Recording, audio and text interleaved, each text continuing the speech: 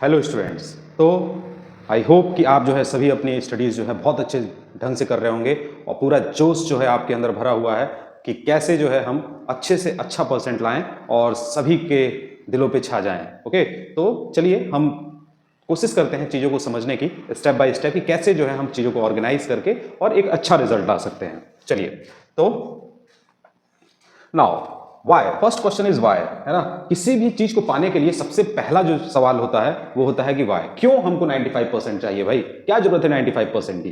तो उसके future prospect क्या है वो हमको समझना है। सबसे पहला है आपका टॉप कॉलेजेस, है ना, यानी अगर हमको किसी अच्छे कॉलेज में जाना है on the basis of percentage, तो भाई हाई स्कोरिंग इज मस्ट। ठीक है। सेकेंडरी स्कॉलरशिप, है ना। सपोज दैट कि अगर आपको कभी स्कॉलरशिप लेने का मौका आया और आप स्कॉलरशिप चाहते हैं कि हमको स्कॉलरशिप मिले, तो उसके लिए जो है मेरिट बेस्ड बनता है। तो मेरिट में कई बार तो नौकरियां भी लग जाती हैं भाई परसेंटेज बेस पे, है ना। कि अगर सरकार, अभी तो थोड़ा सा डिस्टर्ब हो गया है सरकार का, है ना, अगर सरकार बदली तो समझिए कि मेरिट बेस पे अगर हुआ तो 10th का मार्क्स जो है बहुत इंपॉर्टेंट है।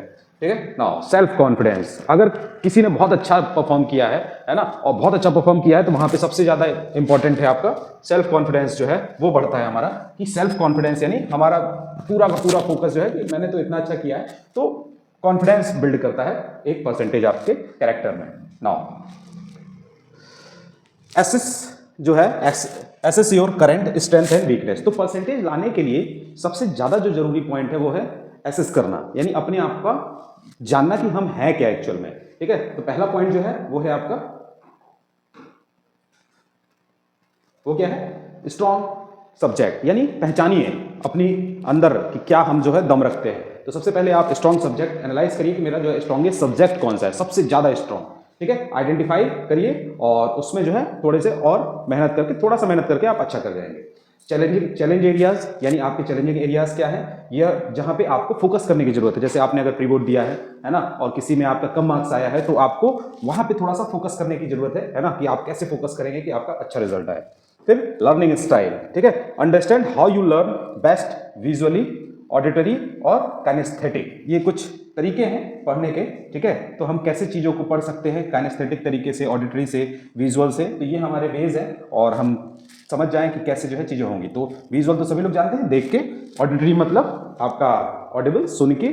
और तीसरा है आपका काइनेस्थेटिक, फील करके, यानी आप जो है चीजों को टच करके, फील करके, जो भी आपका इन अराउंड आपके घरों में है ना। जैसे मान लीजिए कि आपका मैथ्स आप पढ़ रहे हैं और आपको सिलेंडर है, तो मम्मी जो है बनाती है क्या, क्या बनाती है, चावल बनाती है ना। अगर मान लीजिए कुकर में बनाती है तो कुकर का शेप जो है क्या होता है, आपका सिलेंड्रिकल शेप होता है। तो इस तरह से चीज़ों को देख करके, फील करके हम लर्निंग स्टाइल में अपने बदलाव लाके और चीज़ों को अच्छा कर सकते हैं। ठीक है। Next, develop a comprehensive study plan. ठीक है। स्टडी प्लान जो है वो आपको अपना एक डेवलप करना पड़ेगा कि क्या क्या है। Outline your syllabus and identify की पॉइंट, यानी सबसे पहला आपका इंपॉर्टेंट है कि अपने सिलेबस को जानिए कि हमारा सिलेबस क्या है, और की पॉइंट्स उसमें से निकालिए कि क्या क्या इंपॉर्टेंट हमको पढ़ना है। ठीक है। Then second point is the allocate specific time slots to each subject considering your schedule, यानी जो भी आप शेड्यूल बना रहे हैं उस शेड्यूल में अपने कन्वीनियंस के हिसाब से, क्या मेरा स्ट्रांग है, क्या मेरा वीक है, तो स्पेसिफिक टाइम स्लॉट्स को दीजिए कि हम इस सब्जेक्ट को इतना पढ़ेंगे, इस सब्जेक्ट को इतना पढ़ेंगे। मुझे वीक सब्जेक्ट को ज्यादा समय देना है और स्ट्रॉन्ग सब्जेक्ट को कम समय देना है, लेकिन हम करते उल्टा है। जो हमारा सब्जेक्ट अच्छा है उसको हम लोग ज्यादा समय देते हैं और जो वीक है उससे हम भागते हैं। ठीक है। फिर set realistic goals for each study sessions to ensure progress. भाई गोल जो है ना रियलिस्टिक होना चाहिए, हाइपोथेटिकल नहीं। मैं आज जो है 20 घंटे पढ़ूंगा, मैं आज जो है 24 घंटे पढ़ूंगा। अरे 24 कैसे पढ़ोगे भैया, 24 घंटे कोई पढ़ पाता है लगातार, है ना। तो दोस्त आपस में मिलकर बैठते हैं और कितने घंटे पढ़ा है, मैंने तो यार 20 घंटे फोड़ दिया एकदम, है ना। तो ऐसा कोई नहीं फोड़ता है। तो रियलिस्टिक गोल बनाइए कि मैं आज 2 घंटे पढ़ूंगा, मैं 1 घंटे पढ़ूंगा, और 1 घंटे 2 घंटे का रियलिस्टिक जब बनाएंगे तो it will boost your confidence कि मैंने कल जो है 2 घंटे पढ़ा था, अब मैं आज 3 घंटे पढ़ सकता हूँ। अब उसका जो है अनरियलिस्टिक मत बनाइए कि मैं तो 20 घंटे पढ़ लूंगा दिन भर में, है ना। मैं सुबह से उठूंगा 3 बजे एकदम सुबह के और एकदम जो है सब पढ़ा के एकदम 20 घंटे में सब खत्म कर दूंगा, तो आप ही खत्म हो जाएंगे, है ना। तो ऐसा मत करिए। ठीक है। रियलिस्टिक गोल बनाइए। Okay. Review and adjust your plan regularly based on your performance. अपने आप को, अपना परफॉर्मेंस देखते रहिए कि मेरा परफॉर्मेंस क्या है, और उसके बेसिस पे अपने शेड्यूल को बदलते रहिए। Don't stick to the schedule. अगर एक चीज़ बन गई है तो ऐसा नहीं है कि वो रामबाण हो गया कि अब हम उसी पे जो है अटके रहेंगे और हमारी चीज़ें वहीं पे होती रहेंगी। It can change time to time, है ना। तो 50 दिन का समय है तो उसको बदलते रहिए कि क्या हमारे लिए फिक्स है। फिक्स कुछ भी नहीं है, समय के हिसाब से जैसी जरूरत वैसा आपका काम। Now master the art of effective time management, ठीक है, सबसे जरूरी है वो है आपका समय, ठीक है। समय का इस्तेमाल जिसने भी इस दुनिया में किया है वही जो है जंग को जीता है ना। अगर समय का इस्तेमाल आपका सही नहीं है तो आप जंग नहीं जीत सकते। जिसने समय का इस्तेमाल अपना कहाँ क्या करना है, कहाँ मम्मी ने बोल दिया पढ़ रहे हैं, अब पापा ने बोल दिया कि काम पे जाना है, अब दिमाग में प्रेशर लेके बैठे हैं, तो आप मान के चलिए कि ये भी ऐसा भी हो सकता है भाई, काम भी आ सकते हैं, बीमार पड़ सकते हैं, है ना। तो अब टाइम का मैनेजमेंट आपका इस हिसाब से होना चाहिए कि हमको काम भी करना है घर का, हमको भाई स्टडीज़ के लिए भी अपना समय निकालना है। लोग तो जो है काम करके दिन भर काम करेंगे, पढ़ने वाले बच्चे हैं वो दिन भर काम करते हैं, फिर उसके बाद पढ़ते हैं और अच्छा रिजल्ट भी देते हैं, तो वो करते क्या है, वो टाइम को मैनेज करते हैं, ठीक है। तो क्या है, प्रायोरिटाइज, सबसे समय जो है उसमें प्रायोरिटाइज एक बहुत इंपॉर्टेंट पैरामीटर है। मीनिंग क्या होता है प्रायोरिटाइज का? प्रायोरिटाइज का मीनिंग ये है कि आपको चीज़ों को ये देखना है कि मुझे सबसे पहला काम क्या है। अब मेरा काम, मैं पढ़ने बैठा हूँ तो मैं, पेन की कमी हो गई, पेन नहीं था, अब पेन लेने मार्केट चले गए, मार्केट गए, बस मार्केट में ही घूमते रह गए, बस यहीं घूमते घूमते दिन खत्म हो गया। तो प्रायोरिटी आपका पेन नहीं है, प्रायोरिटी आपकी यहाँ पे पढ़ाई है। तो प्रायोरिटाइज करना जरूरी है, और उसमें प्रायोरिटी में सबसे इंपॉर्टेंट है आपका टॉपिक, ठीक है, और एलोकेशन टाइम, किस टॉपिक को मुझे कितना समय देना है, दिस इज मस्ट। अब ये नहीं कि अब मैं सुबह से उठा, मैंने एक छोटा सा टॉपिक लिया सरफेस एरिया का सिलेंडर, अब मैं दिन भर सिलेंडर ही लगा रहा हूँ, तो वो आपका प्रायोरिटाइजेशन नहीं होगा सही। तो प्रायोरिटी के साथ मुझे क्या पढ़ना है और कितनी देर पढ़ना है, ये बहुत जरूरी है कि मुझे within the time limit I have to complete this task. Okay, now the second one is the schedule, ठीक है। आपका शेड्यूल जो है बहुत अच्छा होना चाहिए, स्टडी, ब्रेक्स, एक्टिविटी, यानी सब कुछ होना चाहिए, ब्रेक भी होना चाहिए, उसमें एक्टिविटीज भी होना चाहिए, उसमें स्टडीज भी होना चाहिए। Time boxing, set the time limit to task to promote focus and avoid procrastination, ठीक है। तो आपका क्या है कि हमको टाइम जो अलॉट करना है उसमें प्रोक्रेस्टिनेशन नहीं होना चाहिए, यानी टालम टोल। प्रोक्रेस्टिनेशन मतलब आज बोला कि 2 घंटे पढ़ेंगे, आधा घंटा भी पढ़ा नहीं, टाल दिया उसको। मुझे आज ही काम करना है तो करना है, मुझे आज इस टॉपिक को खत्म कर देना है anyhow, so you have to complete it by any means. Okay, so this is the time boxing.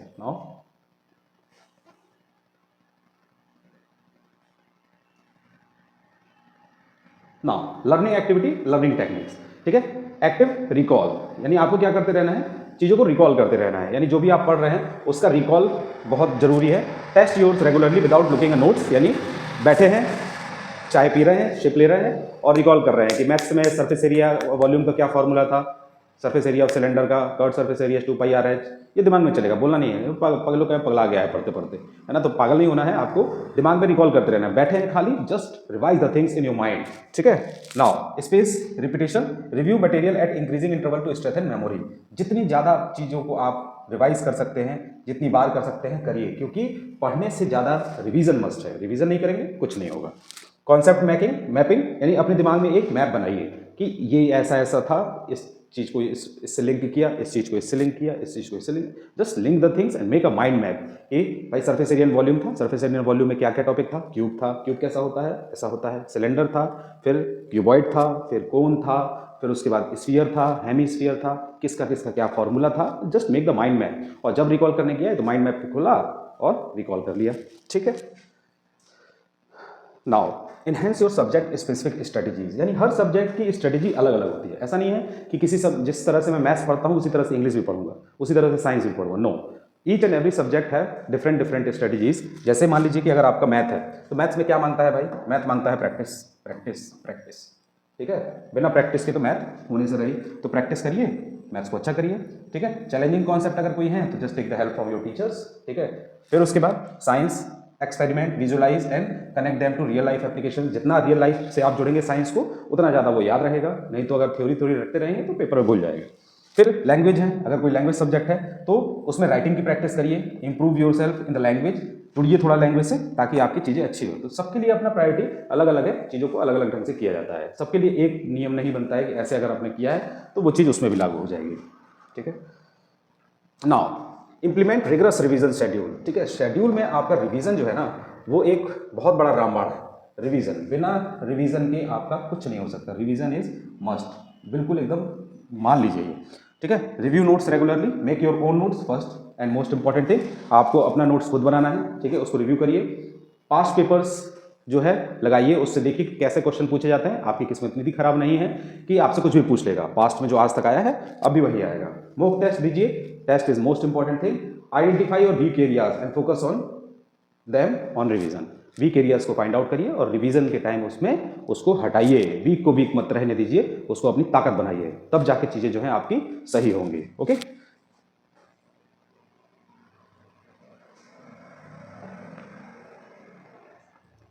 Now stress and maintain motivation. ठीक है, चाय पीजिए, मजे करिए, ठीक है, योगा करिए, पता नहीं करते हैं कि नहीं आप, लेकिन करिए, नहीं करते हैं भाई तो करना बहुत जरूरी है योगा, क्योंकि विदाउट योगा कुछ नहीं होगा, है ना। तो अगर कुछ करना है तो योग करिए, मेडिटेट करिए 5 से 10 मिनट जितना आप कर सकते हैं, एंड रिलैक्स योर माइंड। ठीक है, स्ट्रेस लेके मत करिए कि अगर ये नहीं हुआ तो ये हो जाएगा, ये नहीं हुआ तो वो हो जाएगा, ये हो जाएगा, वो हो जाएगा, कुछ नहीं होगा भैया।